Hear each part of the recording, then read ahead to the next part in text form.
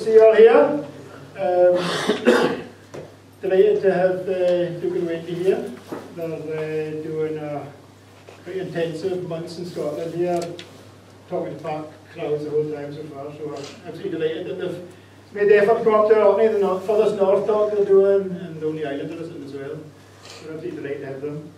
I've thoroughly enjoyed the morning spent with them, showing them their island, and I'm really looking forward to hearing what Duke has to say tonight. I'm sure you all are. So I will stop speaking now and hand you over to the Duke and that going on.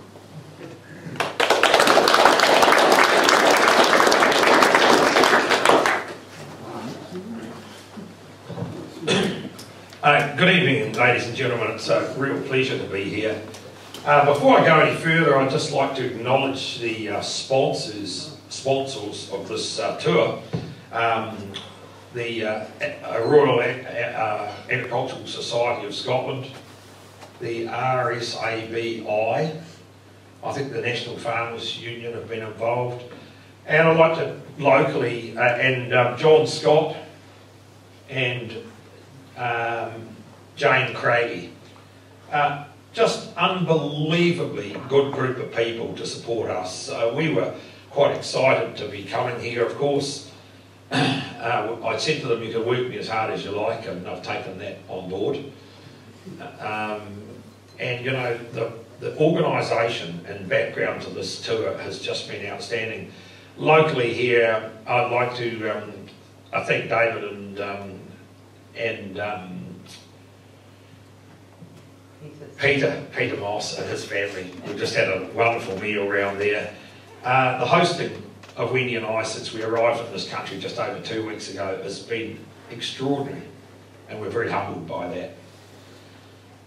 Why am I here in Scotland? I've never been here before, and in New Zealand people told me that Scotland's an outstanding place, and that's exactly what I've found.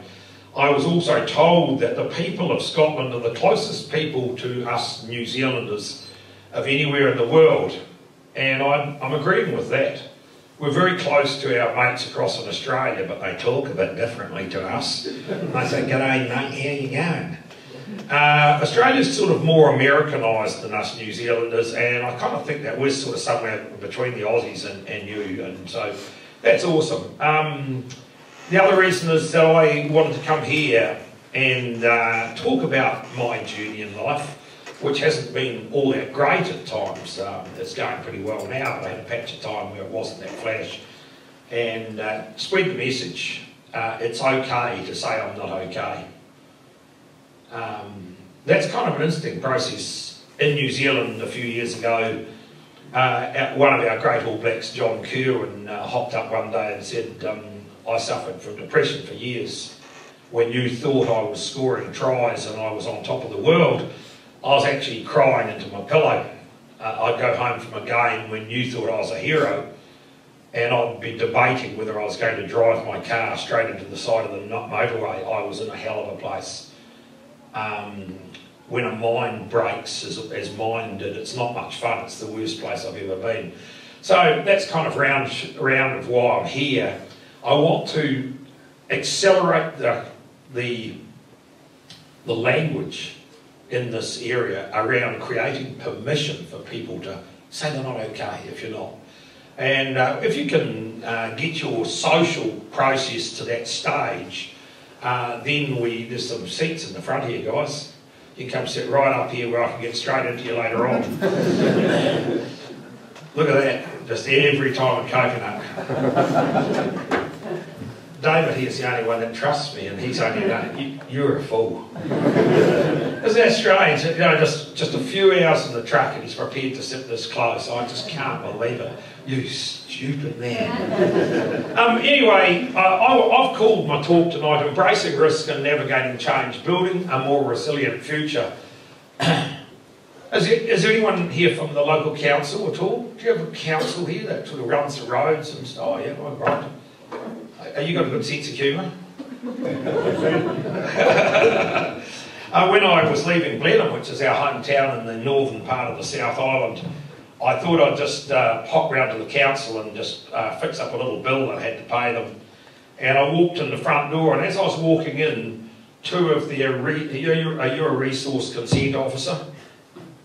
No, you'll be right then. Two of their resource consent officers were walking out the door side by side. And all of a sudden one of them turned around and he went, and he stood on a snail. And his mate said to him, "What did you do that for?" And he said, "The bugger's been following me round all day." Passed me twice. I do a lot of work with broken people in New Zealand. When you do what I've done, one day on a radio show, which I do every 2 weeks with a guy called Jamie Mackay from the northern part of Scotland. He's been in New Zealand for quite a while, but I saw a sign the other day, this is Mackay country. Well, Jamie's roots come from this part of the world, and he's silly enough to have me on his radio program about every fortnight. And one day I was coming down to it and I heard the suicide rates of New Zealand farmers and rural people, and I was shocked. And he said to me when he rang me to talk, he said, "What do you want to talk about today, Doug?" And I said, "I want to talk about the state of mental well-being in our country." And he said, "Really? Are you sure you want to talk about that?" I said, "I actually want to tell more than that. I'm going to tell your listeners that I had a breakdown. I've been there. I know what it's like, and we've got to do something about it." And he went, "Ooh, okay." And we did. And that program got the biggest response they'd ever had over about 15 years to anything they'd ever brought up.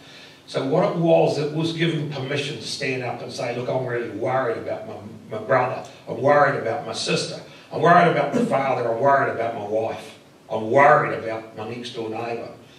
What can I do?" And it sort of helped, along with John Kerwin and others, start the debate in New Zealand about how we were going to go.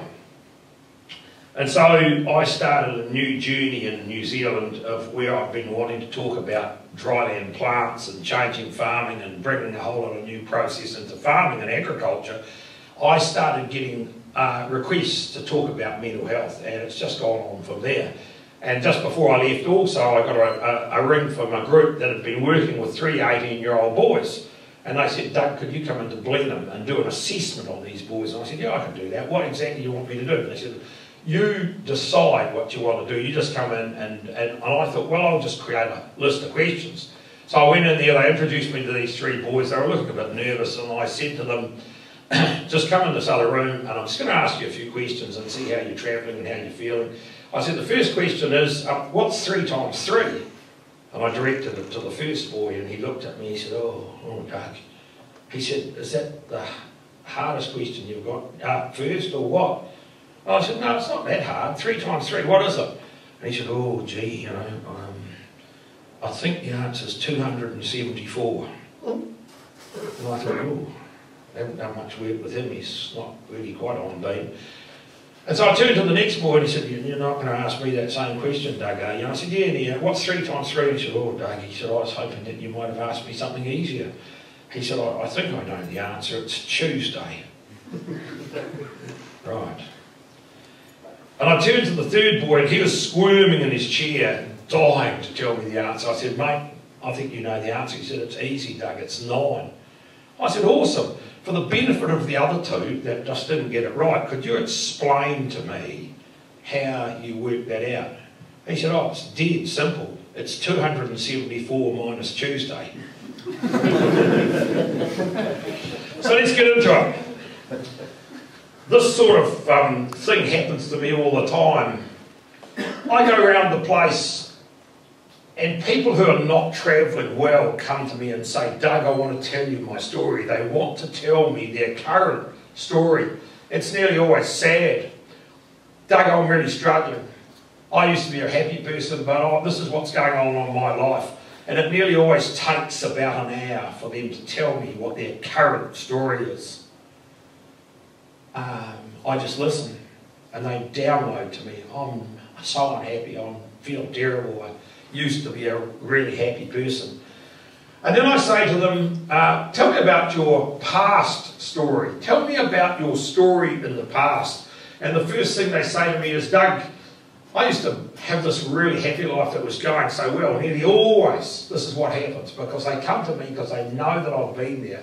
So they've got a relationship with me straight away. It's the importance of having an open society. People suddenly start talking to you about the stuff they need to get off their chest. And they will tell me about how their life used to be so good. They tell me their past story. And I will say to them, and this is the sort of stuff you can do if you know somebody that's travelling a bit hard, there's only one thing I can do for you. I want to help you learn and develop your next story. What will your future story be? What story will you be able to tell people in a year's time that will be the story that you want to live? And what that does is it brings their mind around to concentrate on the things that they can do. My presentation tonight is going to be hugely around that kind of thing. While I am talking to you as a group, I'm really talking to you as individuals. I want to be talking to you and thinking and helping you think about how you can develop your next story. Your next story is what you are going to be telling this time next year. Your next story is going to be what are you going to be telling people about your life and yourself in 5 years' time. Because you are the people, and now is the time that you can start developing that story. If you have the attitude that you don't need to have that kind of thinking, that's fine. But that'd be like taking a yacht out in the sea without a tiller, and the wind will blow you where it wants to go. Focusing on your future story is a really important thing. A few years ago, Wendy and I went to Greece. We did an archaeological tour. It was amazing. We went all around these places, 38 degrees, 40 degrees of heat.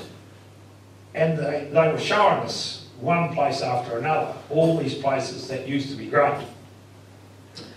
I found after about 10 places, I was just about agriculture, which is my passion. I'm a passionate agriculturalist. I love the production of food and fibre. And I noticed that they were incredibly wasteful with water. I come from a very dry place in New Zealand, and we can't afford to be wasteful with water. We've had to learn how to use water better than anyone else in New Zealand. And I claim now to have to be the most water efficient farm in the country. So I said to Wendy, you know, these guys are telling us all about their past and how great they were, but I don't see much that looks great here at the moment. I wonder if I was to put on a presentation about utilising better plants to utilise water better, plants that can add carbon into the soil so that they can start developing water holding capacity in their soils, and plants that can grow animals faster, they might really appreciate this. So we advertised it widely that a Kiwi was going to do a presentation. We booked a big venue. No one turned up. I found myself speaking to myself. There was one person sitting up there, but you can see them just running out of the picture. Nobody in that country wanted to listen to what I had to say, and that was fine. I thought, well, that was a waste of time. What the Greeks were doing was they were doing this. They were writing over their walls. You know, it's an interesting thing. Since I've been in this country, I have not seen any graffiti. Isn't that lovely? You respect your country. That's a sign of the health of this place, the well-being of this place. That country, the only places that they hadn't graffitied the walls were where there was an armed guard standing there ready to shoot somebody that tried. And as we drove in the taxi from the airport, it just hits you. And I got quite alarmed at what I was looking at. I thought, there's social dysfunction galore here. Anyone that goes around doing this stuff, that's so sad. And I said to the taxi driver, your people like the writing and the painting. And he spun around in his seat and he said, a few years ago, he said, every Greek family had 3 cars. And he said, today, we only have 1, and we can't afford the petrol to go in that car. I went back to New Zealand and I thought deeply about it. I thought they were celebrating their past, which had been so great. But where was Greece heading into the future? I can understand why people came from all over the world to to look at their past, but I couldn't see their future, and I'm not sure they can themselves. Unbelievable stuff. So tonight I want to talk to you about where your future's going to go. That's a picture out of my truck, looking up the driveway. How many of you drove here tonight? Pretty much everyone. Did anyone back their vehicle here?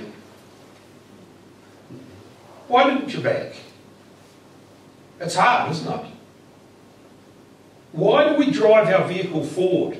We drive our vehicle forward to a place because it's the safest way for us to travel.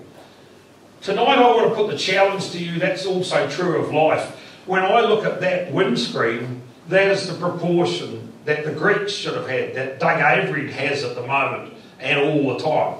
The big part of my view is where I'm going, creating the story of where I'm going to be. And the little bit is that rear vision mirror, that's looking at the past. We need to know about our past, but the big part of your rest of your life is about your future. You see, human beings were born naturally a little bit negative, and you might think, well, I don't know whether I am, but most people are. And when things go wrong, what we do is we look to the past for solutions to the future. That's understandable because we have lived in the past. That is the place that we survived, so most of us are really keen to draw on advice from the past to live our lives into the future. But we now live in a world where the future is going to be very different to the past, and most of the things that will drive you into the future will have no solution available to you from the past. Another way of looking at that is the future creates the present. When you can see where you want to be, you will start putting all of your energy onto that journey. In a world where in a year's time total human knowledge will double every 13 hours, we need to be focusing on our journeys into the future. I want to ask you a question now. Where is the wealthiest place in the world? Any ideas? You've gone bloody quiet. Come on. Define well. Define well. You tell me what you think. You tell me where you think the wealthiest place. Any place you like. China. China? Yeah. Anyone else? Monaco.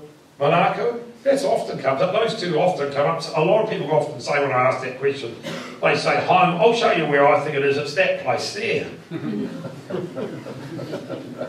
I want to ask you, if you think about the cemetery in this area, think of the people that are in there that wrote the words to a song but never had the courage to sing it, that had a farming business that was ticking along but they didn't want to really flourish it, that had dreams of doing things but they didn't do it, and then suddenly for one reason or another they ended up there. The man in front of you wants to rob the graveyard of its wealth.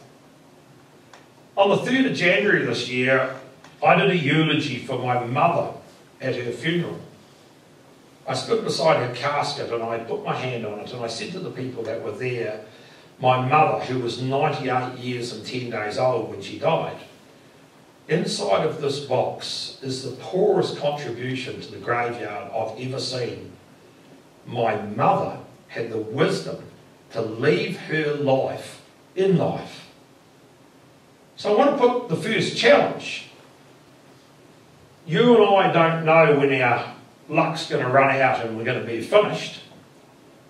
But today is a great day to start absolutely living all the things that you want to do in the bit that's left. We don't know how long we've got. But when I go to a funeral likes of my mum's, where I know that she left her excellence out of life, it was a great feeling. I was so grateful. The reason I'm here, it's okay to say I'm not okay. I'd really like that to be adopted across your country. I don't know what the status of your mental health is, but plenty of people have told me it's not great. And in New Zealand we've got a crisis. Everyone has a vision that New Zealand is this wonderful little South Pacific island where everything's so perfect and everything's so great and people live with a permanent grin on their face. It's not 100% true. So all around the place we've got signs like that. That's Palmerston North that way and Cemetery that way. And I'm directing tonight's talk to you as an individual person. Which road are you going to go on? What knowledge can you build? The man that's in front of you has never, ever wants to go back to that place where I was. And so I want to build my knowledge, and I'm always doing that, and I want to share that knowledge with anyone who wants to listen. Is there anyone here that's normal?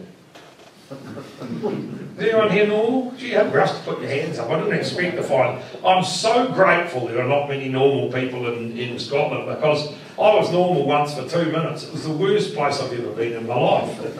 I want to show you what normal means. You know, like, oh, you would think that everyone would put your hand up, wouldn't you? You know, like everyone wants to be normal or average. Well, I tell you what, I don't want anyone to be normal or average. I want you to be special. I'll tell you what normal means. Ordinary, average, commonplace, standard, routine, general. If somebody described that on your CV, you'd be lucky to get a job doing anything. Are you normal? No, you're not normal. You're all passionate about agriculture, right? I'm passionate about agriculture. Agricultural people, do you know what you are? You're all special. Very, very special. In New Zealand, we've got a lot of people telling us that us farmers are pretty bloody average sort of people, but we earn 61% of that nation's wealth, this land and sea-based industries. Less than 15% of the population are involved in that bounty. Are we average or normal? No, we're special as hell. And I'm telling New Zealand farmers, and I'm telling you, people that are in agriculture that produce this wonderful food at such a cheap price for the people of this world, we are absolutely special. So that's where Wendy and I hello from. We own half of a farm there with our son, our oldest son, and his wife, called Bonneville. It's sort of in the centre of the country. That's Wellington, is just over there. And any of you who have been lucky enough to go to New Zealand, you can catch the Cook Strait Ferry, which crosses that bit of water there, which is about 3 times rougher than what we came across today. And our next door neighbours grow salt. That's a bit of difference in farming to have a neighbour that grows salt. They pump seawater in onto these lake flats. The evapotranspiration is huge. All the water heads off up into the sky and it leaves a crust of salt that they pick up, and it supplies in a normal year about 66,000 tonne of salt, which is half of New Zealand's requirements. There's an old saying, are you worth your salt? Around that place we are. But we also get floods. And in the summertime it gets very dry and we get big fires at times that go all over the place and scare the hell out of us. And then we sometimes get wind events. In 2013 we had a wind event that was a wind speed of 225 kilometres an hour. It blew 300 trees down on our farm, and bless its soul, most of them either hit a shed, a house or a fence. So it was a hell of a job cleaning that up. Some of the trees that blew down were so big that we didn't have gear that we could shift them. And so it took us, we were probably 3 months into cleaning that up. And then, oh goodness me, we started getting earthquakes. And we got a big one just up the road, and then we got one right under our farm. That's our kitchen on the farm. Everything thrown on the floor and broken. It was kind of interesting. We always thought that we were quite durable to an earthquake, but we'd never had such a big one right underneath us. Was that before or after? Pardon? Was that before or after? Was that before or after? Wendy's a very proud housekeeper. You are a very, very brave man. It deranged the land, and we got stuck in and started to work to clean up the mess. We've got 7 houses on the farm. The one that our son lived in was no longer really livable, so we had to pull that down and we built a new house. And we spent, it took us about 3 years to get things right again. It was the biggest earthquake that any of us had ever experienced, and we thought, oh, that's kind of good. We've got rid of the pressure, and so we'll be right for a bit. But that wasn't quite what happened. That's State High 1 from Christchurch to home, or looking the other way. The previous picture was taken from down there. That's a 6 metre drop down there. That's the main railway line to Christchurch going through there. It would have been one hell of a ride on the Kaikoura Express that day. So that quake was 7.8, and Wendy and I were in bed, and we have never experienced anything that terrified us so much. Most earthquakes just start, they go for a few minutes, and then you're fine. This one went for a minute. Wendy said to me, hell, this is bad, I'm scared. And I said, I'm pretty scared myself, but it'll stop soon. And it went absolutely nuts. And I thought we both thought we were going to die, but we didn't. That's another place in the main truck line. That used to be a straight track where the trains used to go really fast, but it got a bit of a kink where the fault line went across. Unbelievable stuff. That was a friend's house. That was one of their workers' cottages. The paddock used to be flat. You can see it shot up there, but it also shifted that way. It dragged the cottage 8 metres away from where it used to sit. Now, there was a guy and his girl in that house, and they ran out that door just behind where the photo was taken. There was power wires, and they were down spitting in the grass. We were so lucky. Isn't it interesting? You can sometimes think that everything's bad that's happening to you, but we were sort of immediately counting our luck. If it had been dry, we would have fires from one end of the district to the other.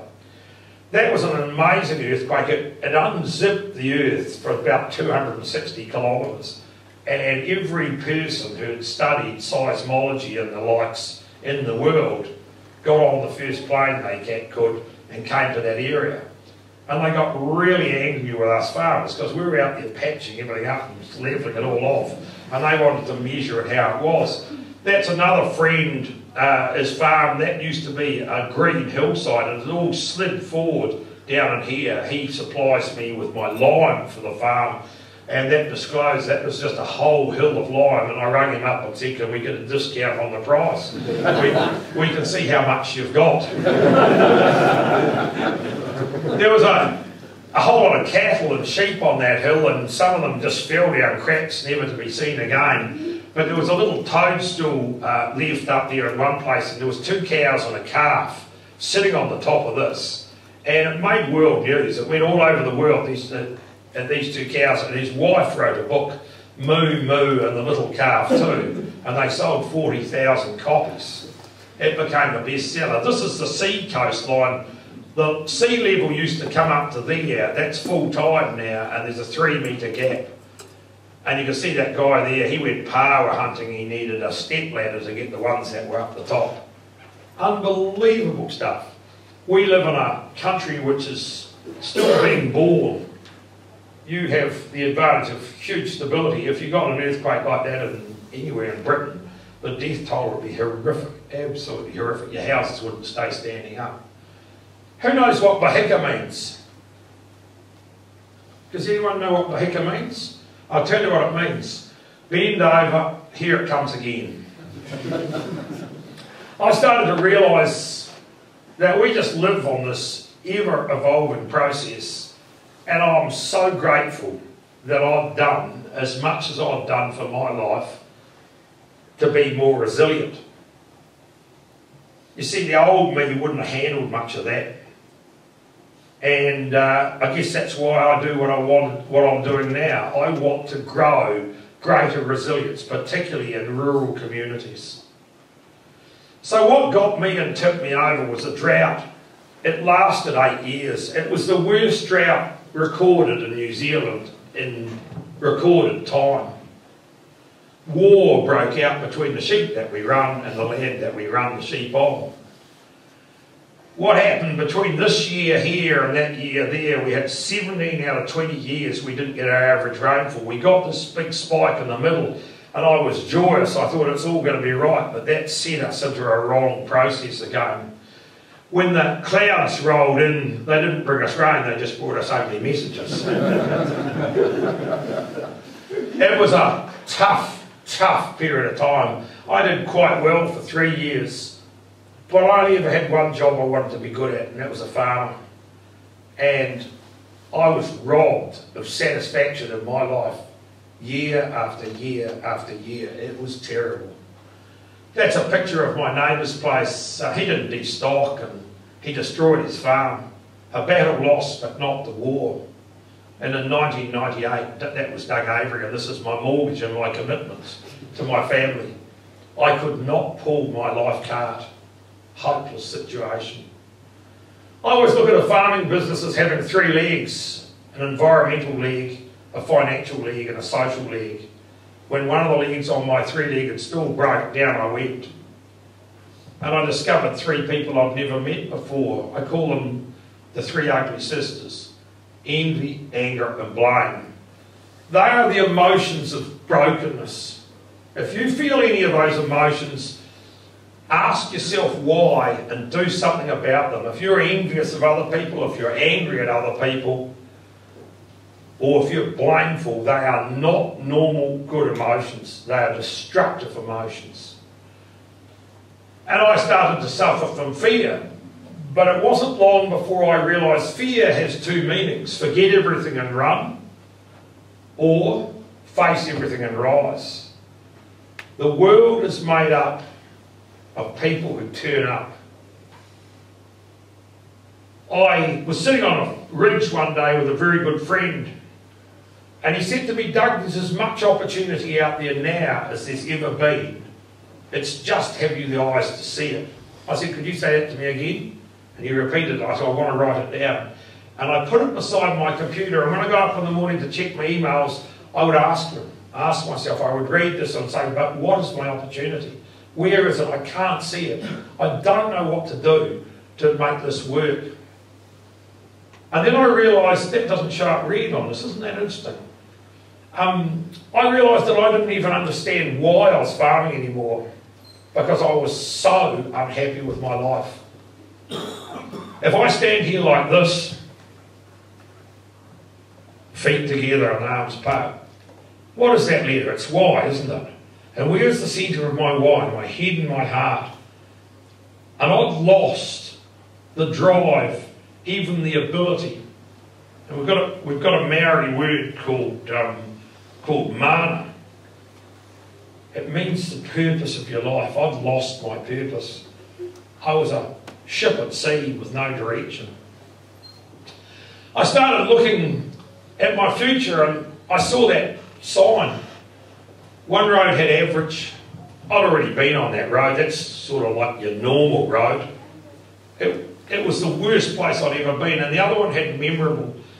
And I started to think, I've got to try to get back on a better road. Somehow I've got to find a better road in life. I became familiar with the concept that we can have fences in our mind. This is a boundary fence of my farm today, or our farm today. This guy didn't change, and we did.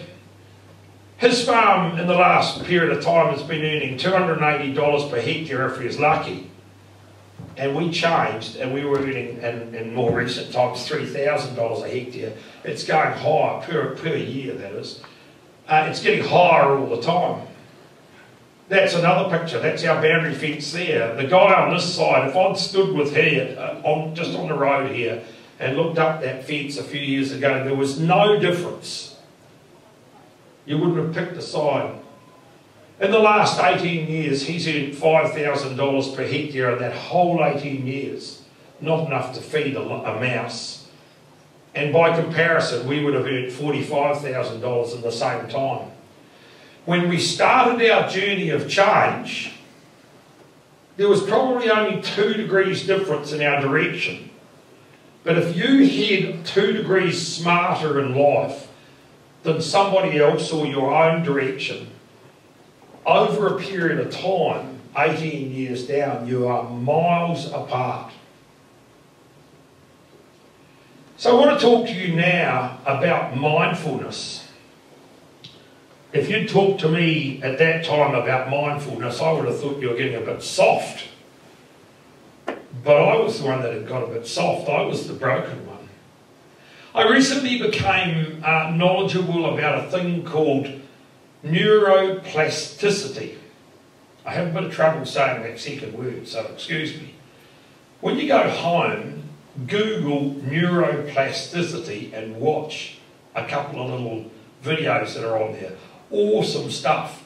As a young guy, I thought that when you were a baby, you had an undeveloped brain, and if you looked after that baby and you nurtured it really well, and this is what we all get told, the brain will grow and it can learn, and when you get to about 23, it stops, and then you slowly get dumber and dumber until you get really old, and then you're real stupid.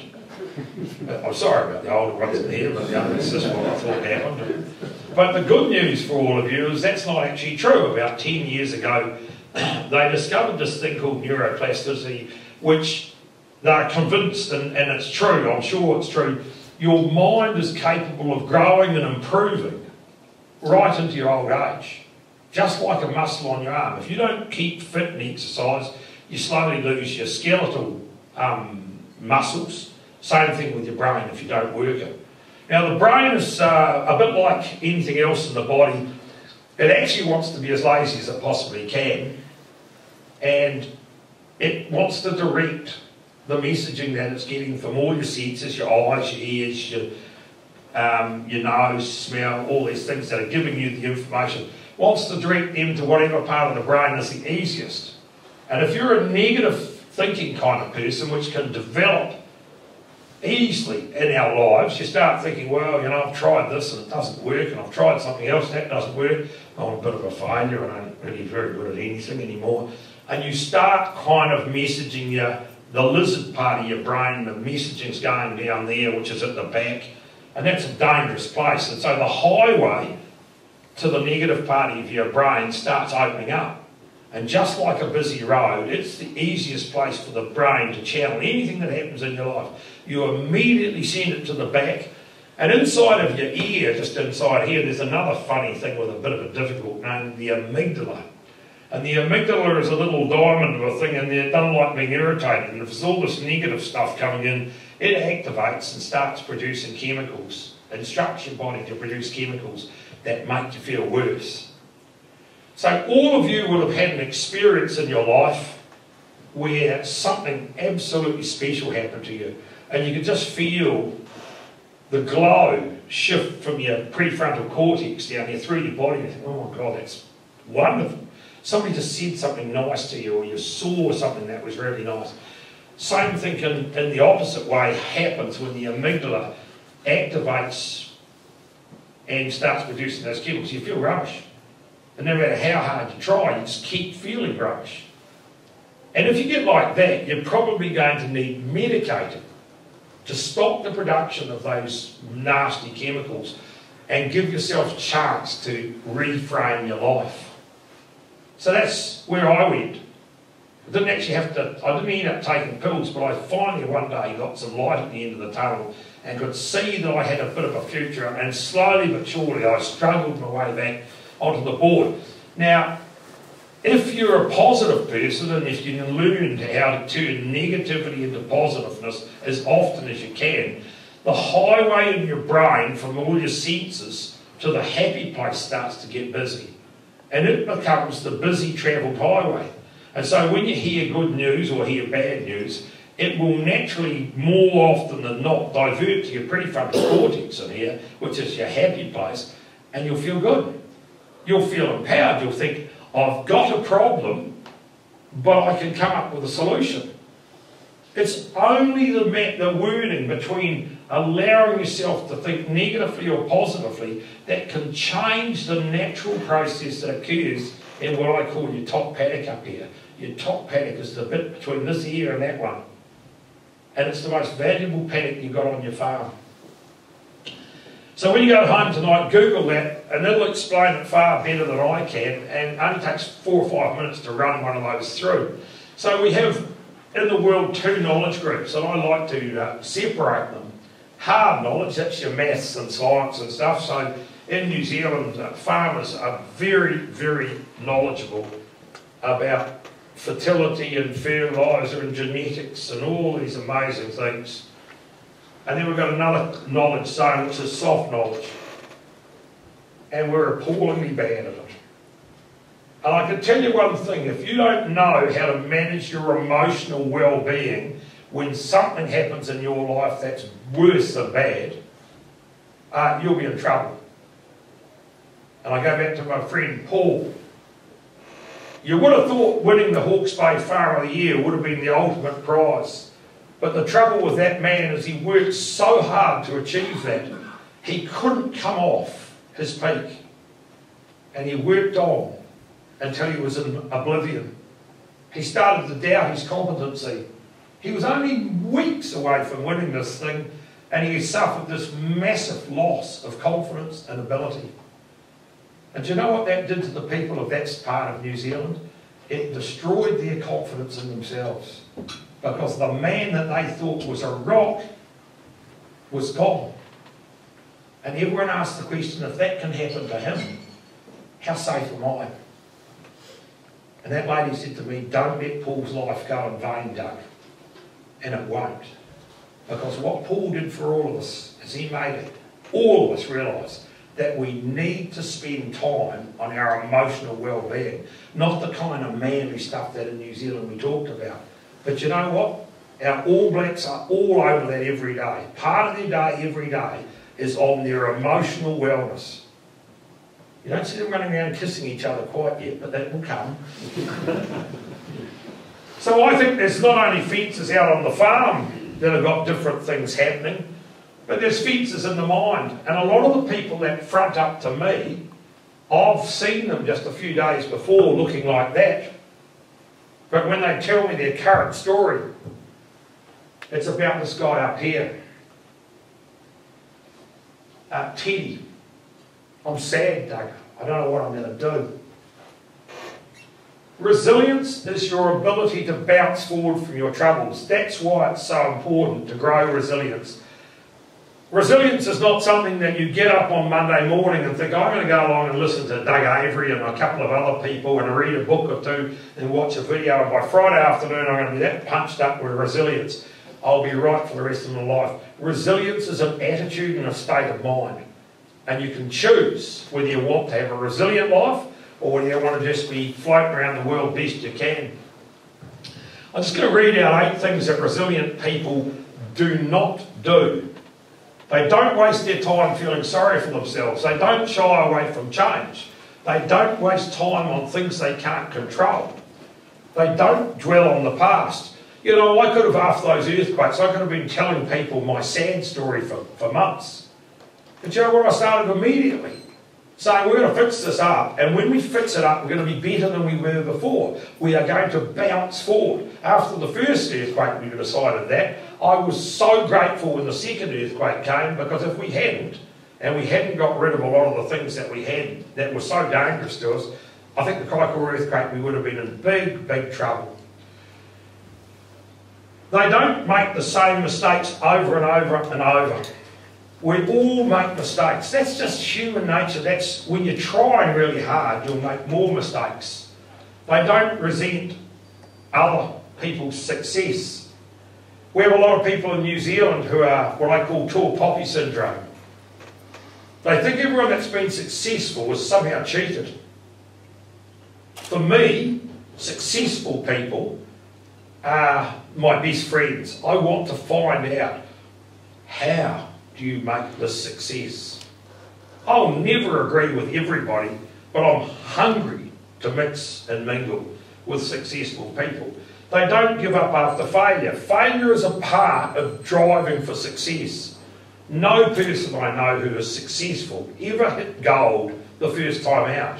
In fact, most of the people that are very successful have failed in a multitude of times before they figured out what they were doing wrong. That was the key to the opportunity. And the worst one of the whole lot, feel that the world owes them something. Ladies and gentlemen, I hate to tell you, but the world owes you nothing. You owe it to yourself to give your life a crack, to rid the graveyard of its wealth. So we live in times now where change is a given. In the years that we have left, those of us in this room and our children, change will be a major part of the travel. And I want to put it to you tonight, you need to disrupt yourself or be disrupted. And that's a sort of I don't want to be disrupted. Well, I tell you now, you want to disrupt yourself or be disrupted, because if you disrupt yourself, you have a choice about the outcomes. But if you leave it to somebody else to disrupt you, they will be disrupting you for their outcomes. And I want to give you some examples. That's how we used to grow eggs in New Zealand. And then this group came along, I forgot what it stands for, Safe for Animals, and they said we will not allow people to grow eggs like that anymore. From now on we want to grow free range eggs. And when you and I were in Melbourne at a conference, I was speaking at a big conference over there, and we went down for breakfast. He's supposed to have a red comb. I don't know what the hell's happened to him. He must be on drugs or something. You know, like if I look at my laptop here, ladies and gentlemen, you see he's red. He's oh, there we go. Look at this. We've got it. Look at that. I'll tell you what sort of juice is that bloody thing on, eh? Look at him, he looks bloody marvellous. Oh, Jesus, look at that, eh? Oh, Stan. All that way through and we weren't getting the colour. I went down for breakfast at this cafe just outside our hotel with Wendy, and we sat down at the table, and I was in a bit of a mischievous mood. That's not unusual for me, I have to admit. And I looked at the menu, and there on it was free-range eggs. And I didn't feel like eggs that morning, and the little waitress came around and she said to Wendy, "Are you ready to order?" And she said, "Yes, I'll have the muesli." And she turned to me and she said, "And you, sir?" And I said, "Have you got any caged eggs?" And she said, "Caged eggs?" I said, "Yeah, you got any caged eggs?" She said, "I'm not sure." And I said, "Well, could you go and find out?" And so she went out the back and she came back and she said to me, "The chef says we haven't got any caged eggs, but he'd like to know why you want caged eggs." So I said, "Well, the other day I was at a free-range chook farm and I could see chooks that were being bullied. And I'm really big on bullying. I don't like people that are bullies." And she looked at me and she said, "I will never eat caged eggs again." And I thought, wow, just a couple of words and I'd completely disrupted her. I actually like free-range eggs. I said to her, "Well, I'll have the muesli, please." And I thought to myself, here I came in, she didn't know me from a bar of soap. I said a handful of words, and she was absolutely convinced that she was working really well with free-range eggs, and I just completely disrupted her with no knowledge of that at all. And I'd like you to think about the circumstances that come across your farming. There's a whole lot of people telling you how to farm. They wouldn't have a clue what they were doing. And that's what we face in disruption. I'm a person that the moment something comes in like that, I'm looking for solutions. What's the solution? In the case of this one, it's virtual chook. Put one of those things on your hand. One cluck in the microphone, you can be in Hawaii on the beach. 2 clucks, you could be down at in the Highlands shooting game birds or whatever. Virtual chook can take that hen anywhere in the world. Doesn't matter if you're in a cage or out on the free range. Isn't that awesome? We have a world today full of exciting solutions sitting just in front of us. That's something we're working on in New Zealand at the minute, the cauliflower sheep. And we're specially designing that for vegetarians who don't like killing plants. They're out there, I'm sure. You know, imagine killing a cauliflower when you could go and pick something like that. I think it's absolutely ridiculous. So you see, disruption is going to be something. It's not that you're the only person. A lot of farmers that I talk to, they think they're the only people being disrupted. Imagine what it's like for somebody who used to sing and sell LPs, and then it was something else and something else. Now you can go on the internet and pretty much burgle anything you like in 5 minutes. Taxi drivers, Uber, all over the world, people are having their lives disrupted. And the only reason I want to be here is I want to help you to realise that disruption is something that you can start to own. And that's why it's so important to know your why in your head and your heart.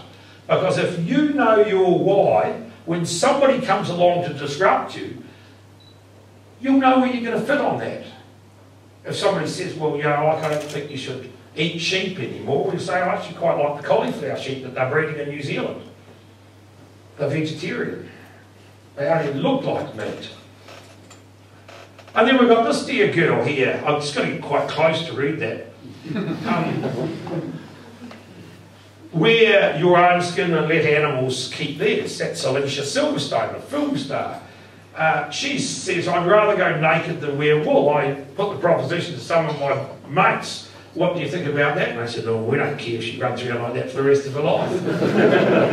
It's very easy to see she doesn't live in Scotland, isn't it? She'd have a hard time in the winter time. You know, did anyone ever get hypothermia over here? This poor little sweetheart, and she'd be really, really cold. What the hell does she think we do with sheep when we put them in the shearing shed? I've heard a few rumours out of Australia. She obviously hasn't, she's trying to disrupt. She thinks, oh, you know, you skin sheep when you shear them. If she came into a New Zealand shed, there is nobody skins sheep when they shear them. Our shearers are awesome. I bet you they are here too. That's the environmental output of various artificial fibres, and that's wool there. So she obviously doesn't give a hoot about the planet and the environment. Wool's one of the most amazing natural fibres out there. The farm that I've got on, we've disregarded high quality wool. But this is the kind of disruption that is coming across the desk of us New Zealand farmers all the time. And the point that I'm trying to make to you is, you need to find your own place in how you deal with this stuff, because it isn't going to get better, it's going to get greater. And if you have your own strong why, you'll be fine. We need to let go of the past. The past's a great teacher, but it's a terrible master for going forward. The status quo is not going to exist, so be prepared to disrupt and be disrupted, but be the disruptor as well. Balance the score. A lot of these people don't know half of what you know. They just think they do. They've seen it on TV, or they saw a post on Facebook. Henry Ford in 1905 developed the car. It looked a bit like that. The horse and cart industry went into absolute meltdown. They organised a big meeting of the most intelligent people in the horse and cart industry, and they said, what the heck are we going to do? And the most intelligent guy put his hand up. He said, I've got an idea. And they said, what is it, Jack? And he said, we could breed faster horses. Did that happen? No. The car still came. They kill a lot of people. We didn't change. The world moved on because that's the way it was heading. Encourage courage. You're going to have to be pretty courageous. A resilient person is courageous because they know their why. You're going to have to be pretty courageous out there in the world as we go forward. Prepared to sit out on your own on some things and feel comfortable that your learning will be fine without the support of the chatter. You can imagine this bird here, he's telling that bird, I told him he couldn't do that, there's no hope and no future in any way. It's been like that all my life. This guy over here is just thinking about where he's going to be and where he wants to go. Embrace failure. The big plans that you can have in life will not work first time. There will always be more that has to happen. I got involved 8 years ago in putting out a software program in New Zealand. It's an awesome program, and when I went round and did all the talks, 10 talks with a group of other people, a lot of people said, Doug, it's a wonderful program, but we'll think about getting involved when you've got it sorted out to 100%. It's still not 100% 8 years ago. It's made us a fortune, and they're so far behind now, it's a hell of a job to catch up. So you have to be prepared to do the opposite to what other people have. When other people are zigging, be prepared to zag. If you wait until everybody's doing it, the idea will be completely gone. When everyone else is stressing, calmness is a great way to be. And if you're not emotionally strong, that's a hard thing to find. When I was in my bad place, I was a very distressed customer, always actively destroying my own capabilities to be a contributor to the world. Imagine the possibilities. The future will be different, so don't try to recreate the past. There was endless possibilities out there, and they are coming thick and fast into our economy in New Zealand now. I was a very hard worker. I was brought up in a family where hard work was what earned you a badge. My father was an incredibly hard worker. Flew Lancaster bombers across the channel into Germany during the war as a navigator. Got them back with 5 minutes fuel flying time left. Sometimes had to break all the rules in the book just to get that plane back over some dry land. He was left the war and all he wanted to do was be a farmer and look after his family, and he did. But the world that we move in is going to need to be smart as well. Reject limits. You can put limits on yourself, but as a disruptor, you will constantly just reject the possibility that there isn't a possibility. I just naturally default to yes, I'll be able to do it. Don't know how yet, but I'll learn. A lot of things I've never got a clue when I start. One way or another. Words or actions. Actions will always win. And then we come to the two circles of life. And the first one's a huge, great circle like that. Every single one of you, remember, I'm directing this to you and you and you. Yeah, the fellow from the council.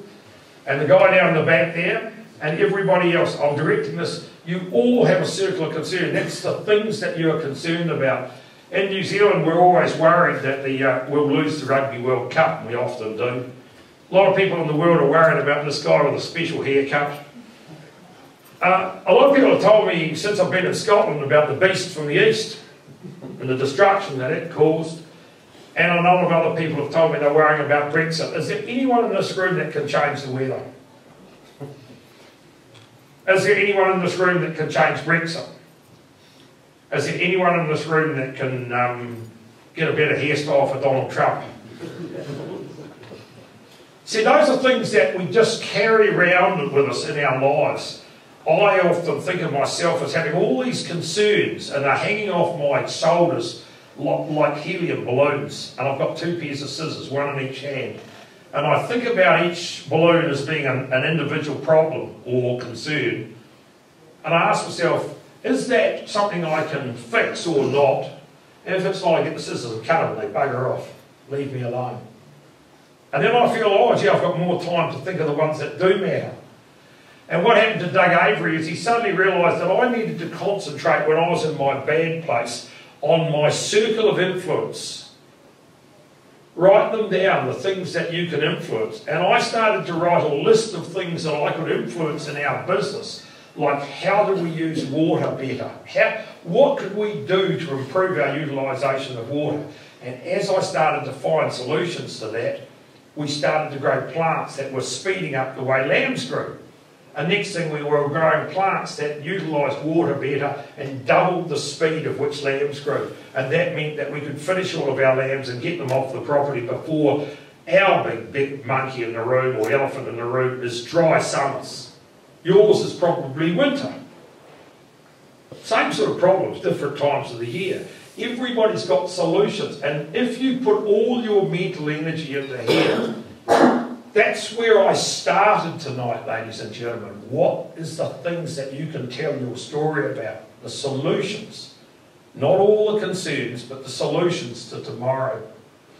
I want to ask you, this is a question for you, and first one to put your hand up will win nothing, but I'll rate you afterwards.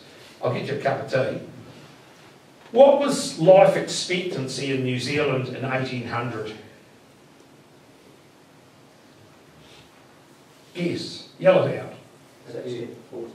40. It's easy to see you didn't go to school just to eat your lunch, didn't you? Look up on the board. He said 40 something, just cut something out, mate.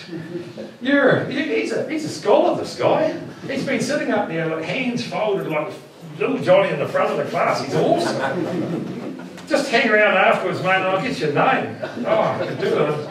And by 2050, what do you reckon we're going to have? We're close to it now. What do you reckon it's going to be by 2050? Is he going to have another crack? I'm going to keep my mouth shut. Oh, I didn't want to put you off. You were awesome.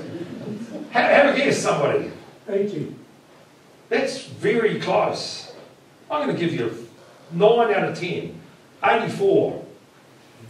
So isn't it interesting, if you talk to a lot of people, they say life's getting harder and worse all the time. Where the hell did that come from?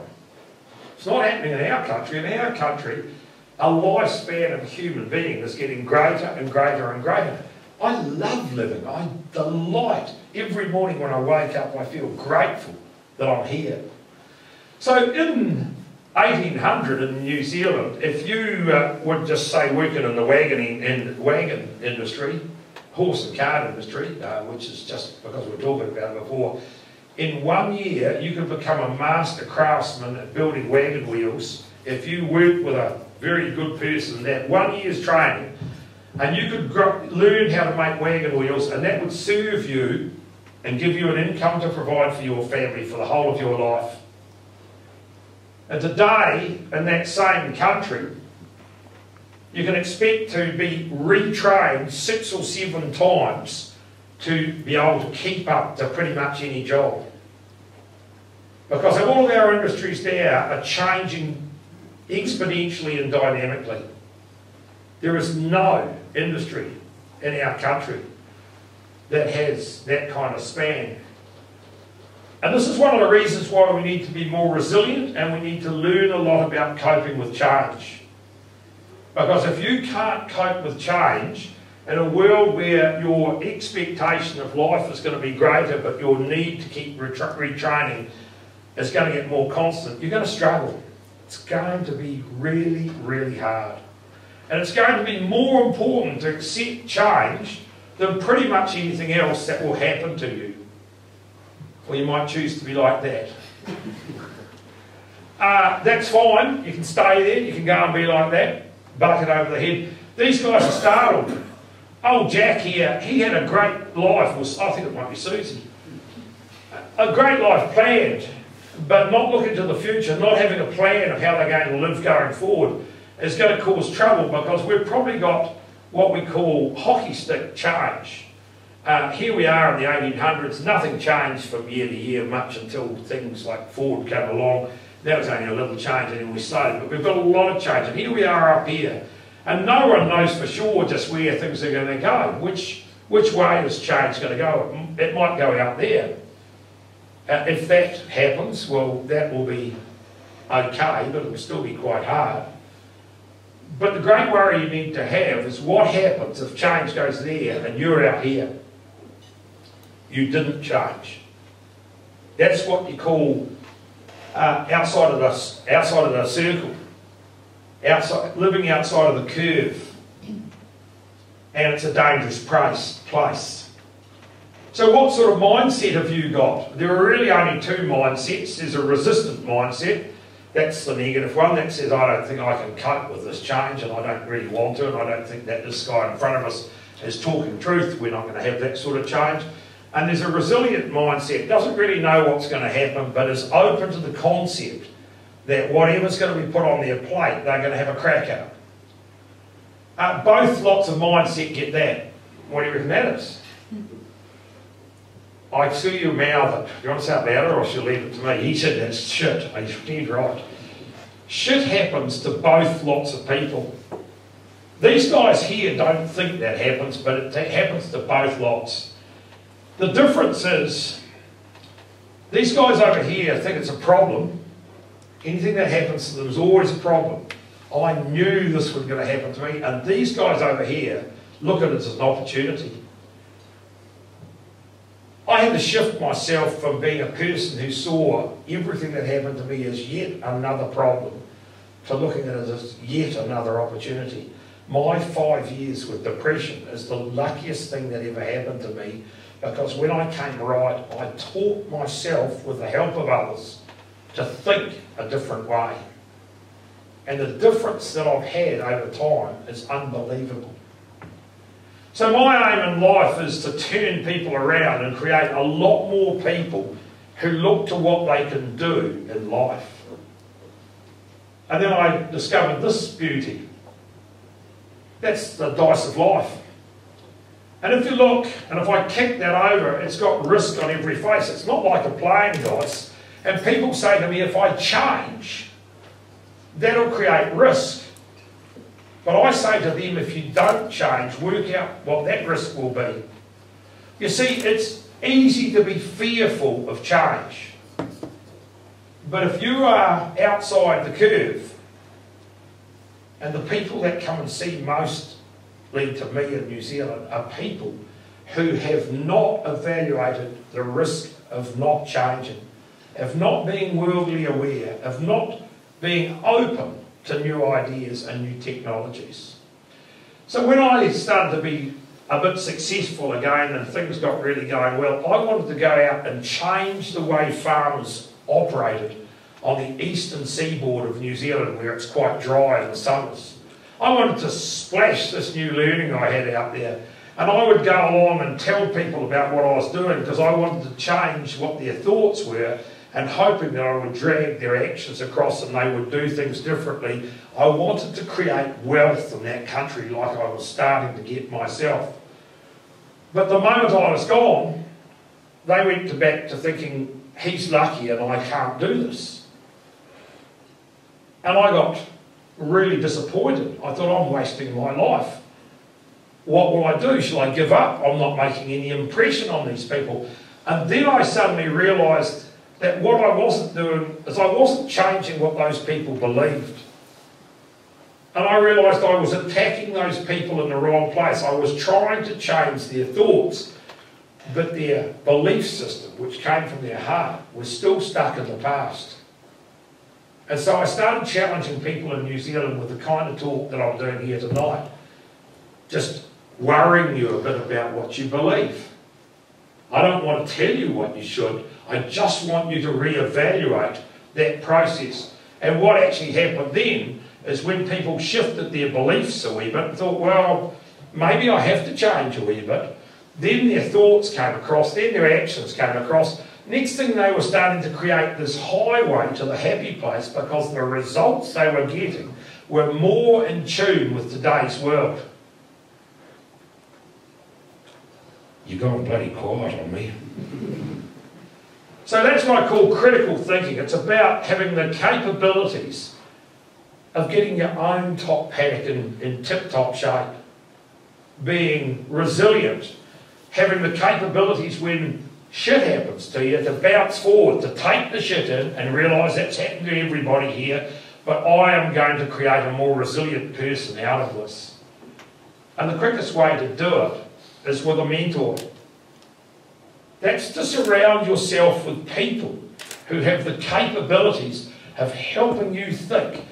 A good friend or two or three or four who have a helicopter view of your life.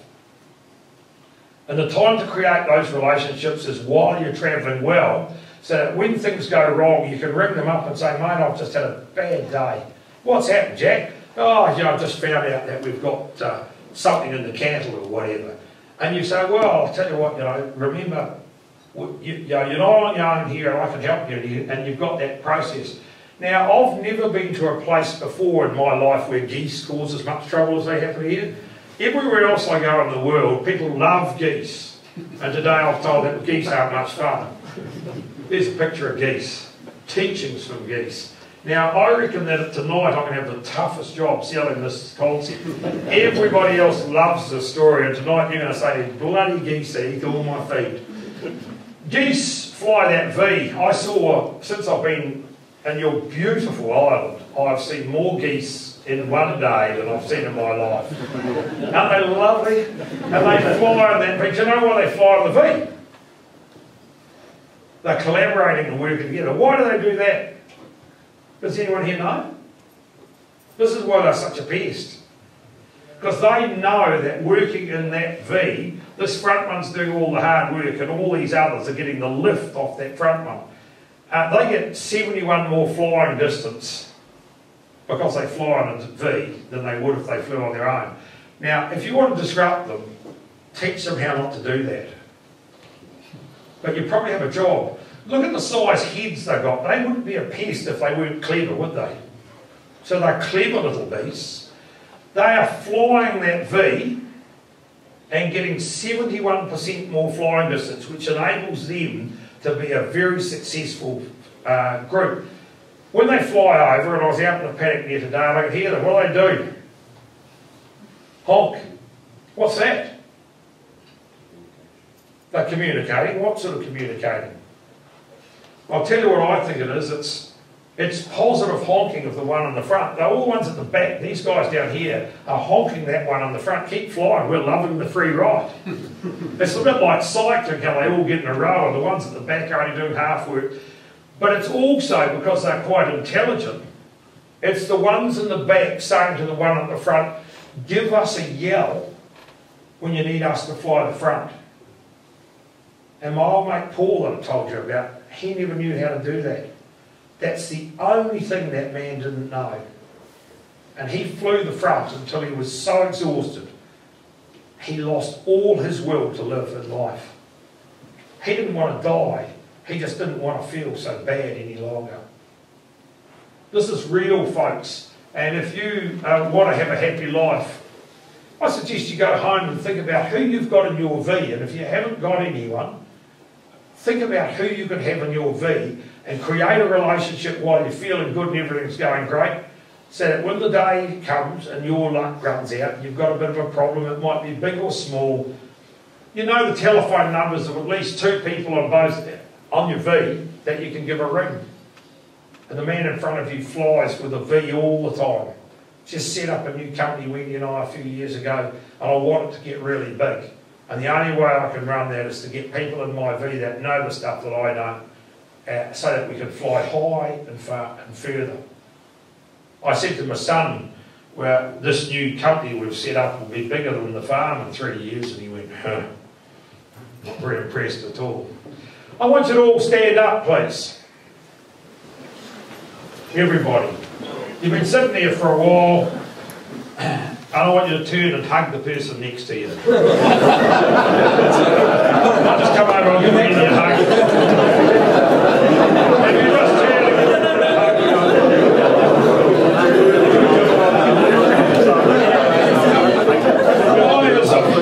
Oh, you can sit down again now. Just isn't it great? A good old hug. You know, like, you don't realise it, but the All Blacks, they hug each other. Every time somebody gets a try, they all run and they have a wee hug. I didn't like the fella down the back there that was doing a bit of kissing. Would you keep that for later on, please? It's okay.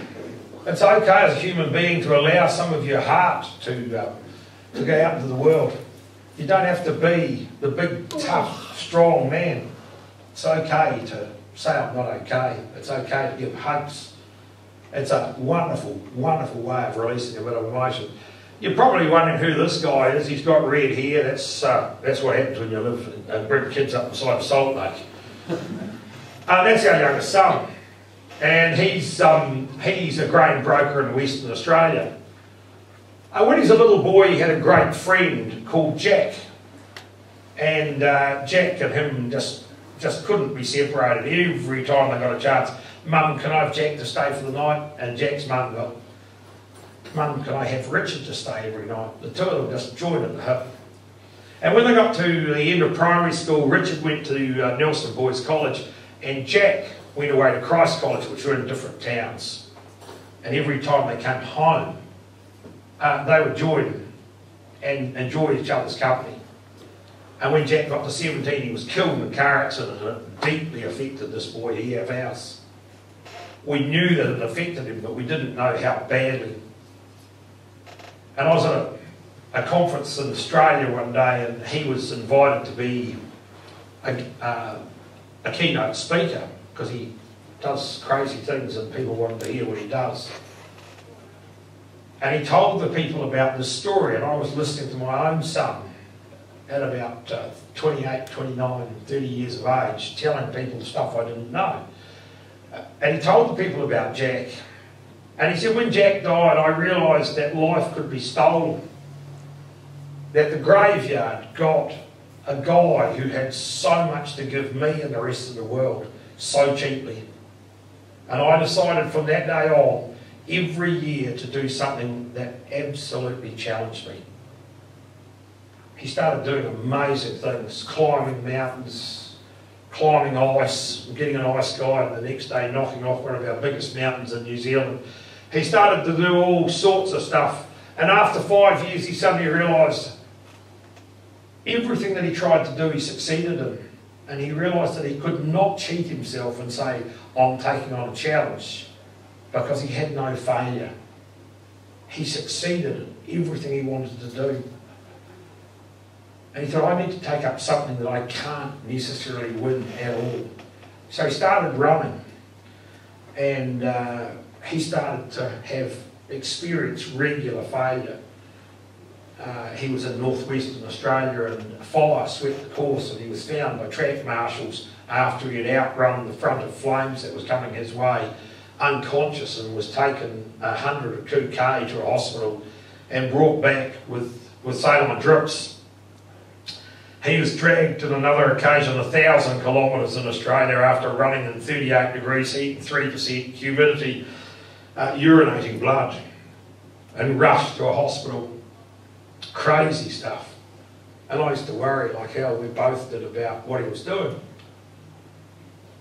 And he suddenly started to have doubts about himself and started to have negative thoughts, the kind that I've been telling you about tonight, that are dangerous. And then one day he realised, and this is the only reason I'm telling you this story, it's a mental switch that I want you to remember for the rest of your life, because I want to encourage you tonight to have a bigger go at life than you already are. You win or you learn.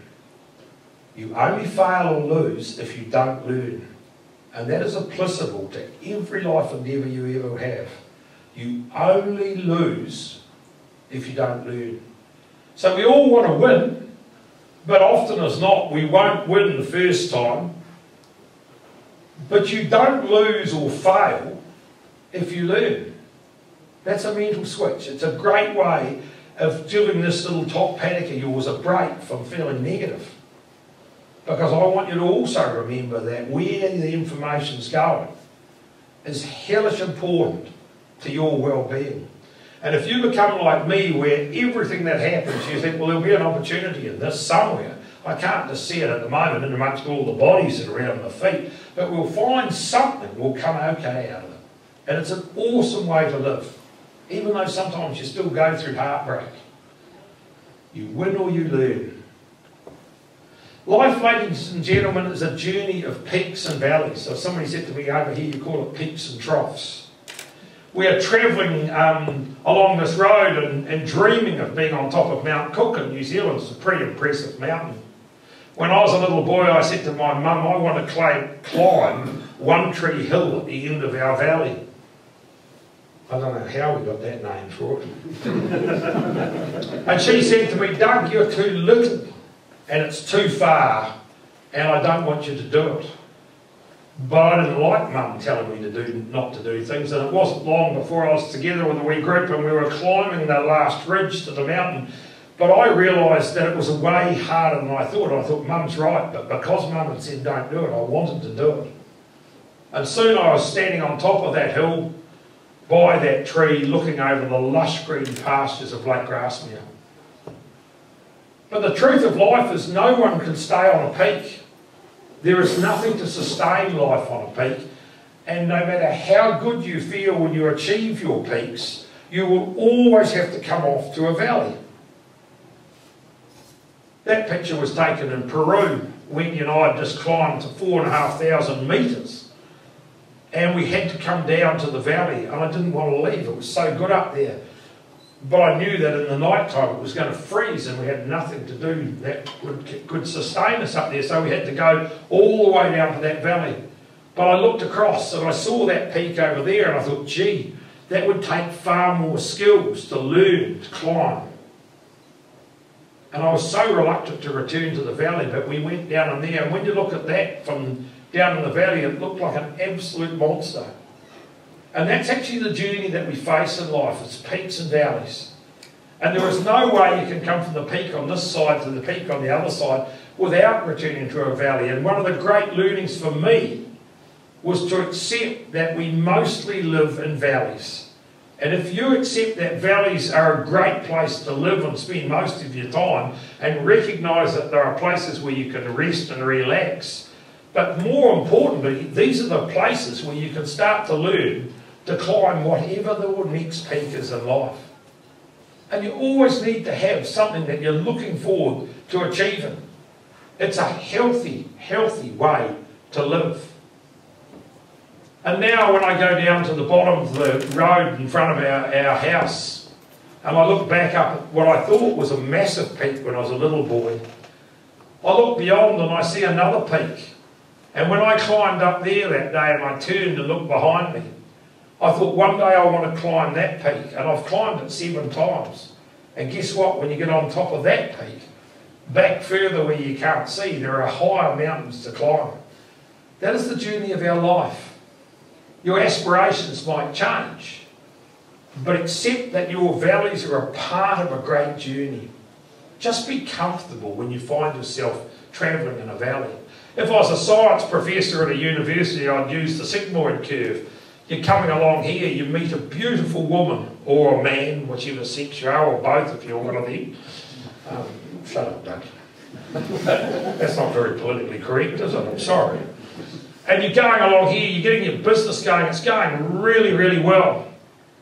And you get up to A, and the business has been going awesomely well for a while, and there's a need for change. Everything that's created will need change to be successful after a while. And a smart person will change here, but notice when you change, it gets worse. So you are hoping to go on up here, but most businesses will fail if they don't change. Every business will fail if it doesn't change. But notice when you change, it gets worse. If you leave it till when things are starting to get worse, it will still get worse.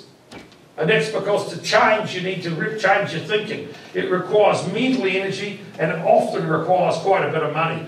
The silly man in front of you got way down here. When he changed, I hardly had any room before I was bottomed out.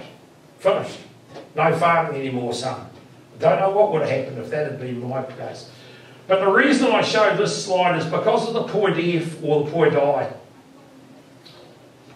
When you change, even if you've done a lot of hard work into figuring out what you're going to do and what have you, when you start experiencing less success, you will start asking yourself negative questions nearly every time. Why did I change? We were going well before. How come this is taking so long before I start to do better? And at point F is exactly the point where you need to have the flying V. Because you discussed with them when you were here, we're going to change. I know it's going to be hard, but you forget just how hard it was going to be. They won't. They'll say, well, we already agreed that it was going to get hard. Stick to your guns, and soon you'll be going there. And actually, all successful businesses have this change occurring. I used the word disruption before. At point A, disrupt themselves, get some new energy into the business, and get some new stuff going on. Now, if you don't believe that, well, then you obviously believe the Earth's flat and there's not going to be much change in the future. I'm right and you're wrong if you don't believe that. Who knows what that is? Do you get fleas over here on dogs? Did you realise a flea can jump 100 times its own height? Imagine if we could jump 100 times our own height. Imagine what it would be like to land. Ouch. You wouldn't want to do it. Well, you know, if you get a flea off a dog and drop it into a jar, and you put some clear wrap across the top, the flea knows it can jump out. It will jump, hit the clear wrap and fall down. It will jump and hit the clear wrap and fall down. It will jump and hit the clear wrap and fall down. And after a while, it will stop jumping because it doesn't understand what is restricting it. You can take the clear wrap off the top, and that flea will never jump again. It doesn't understand why it can't get out of that jar. That's where this guy was. I couldn't figure out why I couldn't succeed in farming, because I was jumping the same way every time. I was trying to use a mode of operation that no longer fitted the demands that a business that I had required. One day a university professor gave him a lecture for 1 hour on Lucerne that changed my life. He changed the idea that I had in my head, and I jumped out of the jar. He said to me, Doug, if you carry on jumping the way you are, you'll just keep hitting the same problem every time. He was a fresh, set of heads and eyes and thinking that he wrapped around my head. And we jumped out of that jar, and we've never stopped jumping since. We set up a science project that looked at soils, farming systems, climate, landscapes and social science and production and conservation plants. This guy here became my mentor, my first mentor outside of my life, in my life. And I started to realise the value of a man like that. His favourite one-liner was, "The sweetest fruits are on the outside branches." I'd been out there until the drought came, picking my fair share of fruit. But when the things changed and I didn't change, I started to find no fruit. I laid off my staff. I started to stop spending. I went down and I became what I call a trunk hugger. Threw my arms around the trunk and spent nothing. And for a couple of weeks I felt safe. But like every tree and every flowering plant, there is no fruit on the trunk of a tree. And that science project said, "Doug, go back up. We'll help you climb away from the trunk, up onto the tree, where you can start picking your fair share of fruit again." And that's exactly what happened. They gave me new hope. We had horrible pastures like that and converted them into lush, productive pastures. We literally turned our system on the head. The same family, in the same valley, in the same climate, but with new thinking, completely different results. We started using this plant, lucerne or alfalfa if you come from America, with a huge great taproot which could extract water from down below. It fixes nitrogen for every tonne of dry matter it produces. It fixes 25 kilograms of dry matter. We average about 14 tonne a year off it. This pasture here is lucerne, prairie grass and plantain, and it's being satisfied with the nitrogen that the lucerne is fixing, so the water that lands there is being fully utilised. This is on a farm that we'd only just bought, hadn't had that kind of operation put on it. That's ryegrass, white clover and plantain. The white clover is ineffective in the dry climate, not fixing much nitrogen. So the same amount of water has fallen on every square metre or foot of that paddock. But where there's been no nitrogen fixation, we aren't getting the utilisation of the water. Same amount of rain. It's only where the nitrogen spots have happened from the urea, from the cattle urinating, that we've got the response. That's Bonnevary today. We've moved from having lamb growth, birth to weaning of 200 grams a day to today 360 to 400. The average for New Zealand is 175. We grow lambs stinking fast, and that means that they're gone before the summer comes in. If you want to maximise the opportunity from animals, offer them 74% legumes and 26% other. When you offer a high legume diet to animals, they'll start naturally foraging at a younger age, which starts early ruminal function, and an early functioning rumen will give that animal lifetime better conversion. The rumen is the engine of your animals, and if you get that functioning at a younger age by birthing them onto high quality feed, it's incredible what happens. That gives all of our animals that are birthed in that way lifetime better conversion of feed. On our hill country, which is difficult to work with, where that arrow is, I'm going to zoom closer to that, and you'll see that looks a bit different, and then I'll zoom closer again. And the bulk of the swath is subterranean clovers. At Bonnevary, we moved from being grass farmers to legume farmers, and it transformed the life of that farm and the life of our family. And there's our sheep, our mob of sheep going down the road. 90% of our terminal lambs finish in under 105 days to over 20 kilos drop live weight. And our hoggets do 80% in under 105 days to over 18 kilos. And that's the university professor that helped me to find a new way of life.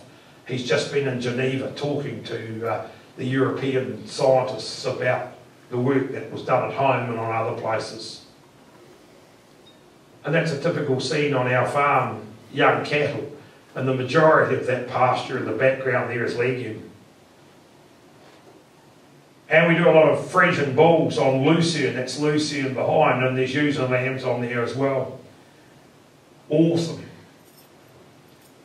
The farm is run by 4 main science software packages. The first one is Farm IQ, which is a mapping program. We have 350 paddocks on our farm, so that keeps a record of everything that happens on all of our farm. If we have contractors coming in, they put it into it. They have the gear in their truck or whatever, they're spreading fertiliser. Our shepherds are downloading onto that every time they move a mob of sheep. They put what covers are on that paddock and what covers are on the paddock that they're going to, and that updates the viability on another model that we've got. So even our most junior shepherd is contributing on a daily basis as they go around the farm to the well-being and the data and the knowledge of the business. On the financial side, we run it all with a program that was developed in New Zealand. Both of them were zero and figured. They're starting to take off in America now. And in the middle of our farm is a program called FarmX, which is a scenario program which collaborates and integrates all the knowledge from the money right through to the paddocks. And our son can sit and do 2 hours work on that and make a huge difference. That has a screen on the front of it which shows us whether the model is viable or not. And the main thing it shows us is whether our feed consumption and feed production are a viable process in relation to the output that we're wanting from our animals. When Wendy and I started farming and bought the farm off Mum and Dad, we had 206 hectares.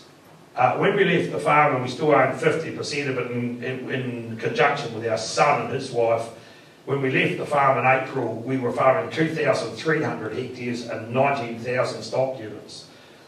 When we started, we had 1,000 stock units. That's been the journey of my life.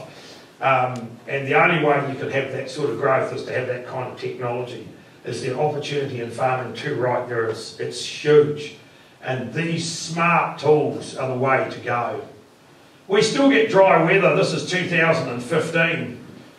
The driest year, a couple of years for 18 years. People said to me, oh, you've had wet years ever since you got into this. Well, the first year we went into that scenario, we got a record profit. The second year, we bought another large area of land and developed 50% of it. These guys got the biggest harvest 2 years in a row they've ever had in history. That was an idea how dry it was.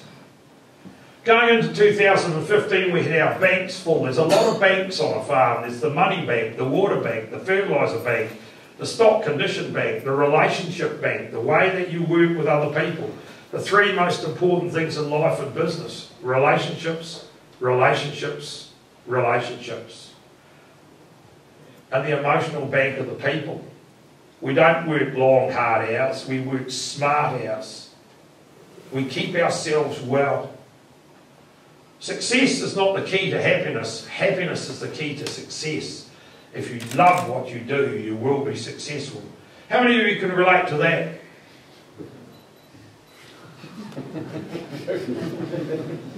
Are there any men in the room that can relate to that? I want to ask the woman in the room only. You men can be quiet. Ladies, why do 3 times as many men commit suicide as women? They don't speak. That took you about half a minute longer than the lady last night. I have asked that question of dozens of audiences, and every woman knows the answer immediately. Men will not speak. And one day I asked that question, and a guy down the back stood up and he said, yeah, Doug, he said, but the woman, they yak and they yak and they yak. And that's why we commit suicide. It's kind of an instinct process, isn't it? Us guys, you know, like our first default position, if we're not travelling well, is, you know, I'll sort this out for myself.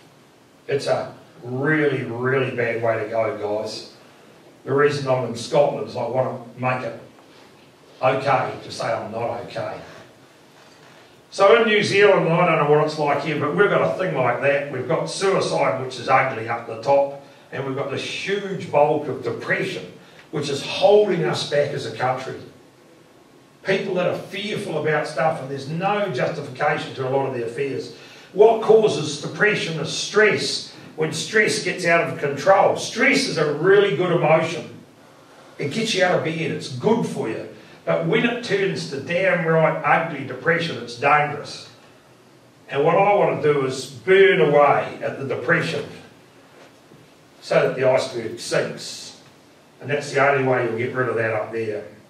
When we reduce the amount of people that are suffering depression. And how do you do that? You start to remember some of the tools that I'm telling you here tonight. You start to concentrate on your influences. You start to think about the mental switches of you don't lose unless you don't learn. There's a whole lot of simple ways to move forward. So if you're feeling like that, connect with other people. Give. Giving is important. Take notice of what's around you. Don't personalise problems that are not yours. Keep learning. And the last one, be active. Wendy always says to me, don't stand side on when you say that, Duck. On the farm, we're hugely passionate about our native areas. We've got lots of beautiful areas. And we have over 1,000 people visit that farm every year. And the thing that I've discovered with all those people that come onto our farm is they don't care how much I know until they see how much I care. Go out there and flourish your excellent stories, ladies and gentlemen. You are all special. What you do for the world is more special than you care to imagine. At Bonnevere, we are proud to be farmers, progressive in our approach, proactive in our engagement, positive in our thinking. We are responsible in our behaviours to people, community, to animals and to the environment. We are open in our hearts and minds to the opportunities within our local and global communities. We are unwavering in our pursuit of excellence and outcomes from our stakeholders. And we were determined in our pursuit of our vision to deliver quality, ethical food to the world's discerning customers. At Bonnevere, we are proud to be farmers. There's the other son, got red here too. That bloody salt keeps coming across the fence. Yesterday I was clever, I wanted to change the world. Today I am wise, I am changing myself. Happy are those who dream dreams and are prepared to pay the price for those dreams to come true. You don't have to you don't have to see the whole staircase, just take the first step. When I saw that signpost in my life, it never said success. There was no road to success. It said memorable. I wanted to at least have a crack at memorable, so that when I get to the graveyard, at least what I offer is not the offering that I offered earlier in my life. My father was a huge inspiration to me. We are each given 2 hands, he told me. One to help ourselves and one to help others. We need to wrap our hands around this amazing world and grow something special. And my second to last slide, you've been an awesome audience tonight. I'm been grateful to how you've coped with me. You're awesome. And that's a picture of my great mentor, Johnny Peter. And people say to me, why do you take a picture of his back? And I say to him, he wasn't the most good-looking fella I've ever struck. But what Johnny Peter asked and put on to me as a mentor was, Doug, don't look down and back. Look up and out. Imagine the possibilities. Look at the peaks that you could climb, but be prepared to spend your time in the valleys. Vision without action is just a dream. Action without vision is just activity. Vision and action together can change your world. And my last slide. What matters most is how you see yourself. When you get up in the morning and look in the mirror, what will you see? What will be looking out of your mirror? What will you take out of what I've told you tonight? Are you going to think more strongly about yourself? What matters most is how you see yourself. In the words of the late Michael Jackson, I'm starting with the man in the mirror. I'm asking him to change his ways. If you want to make your world a better place, take a look at yourself and make the change. Thank you very much.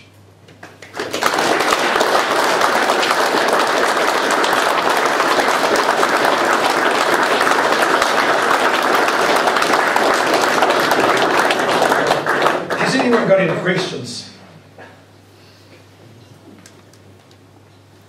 You're going quiet on me again. No questions? Well, thank you very much for coming tonight, later, and that's awesome.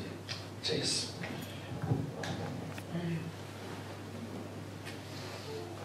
There'll be tea and stuff at the back for everyone, but I'll maybe ask Peter just to give a couple of thanks.